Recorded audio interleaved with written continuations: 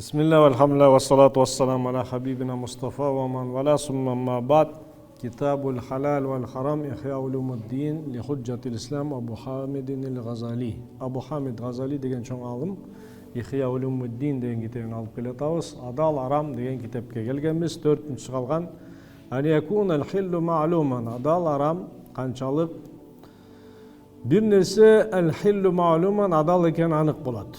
Walakin бирок yaglibu aw yughlabu ala zon tarayanu muharramin aram nerse күмөн пайда болуп баштайт.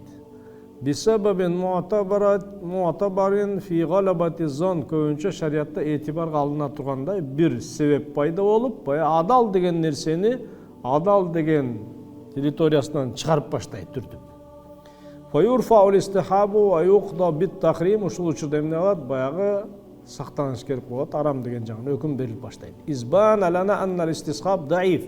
Буга чейинки адал деген нерсеси түпкү асылы алсыз болуп калды. Анткени күчтүү 70-60-70% арам деген жагы баса белгилеп, басым берип баштабадыбы.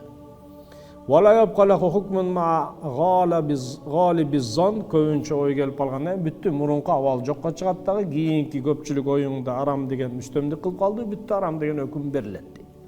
Ва мисалу мисалан юадди иштихаду иля najasati ahadil ina'aini بالاعتماد على علامات معينة فتوجب غلبة الظن فتوجب تحريم شربه. Эки идиште таза суу болчу. Анан не кылды? Баягы алкаш тойдо ичип алып, мас болуп алып келиптир, анан арак тамды, көрдүң сен анык.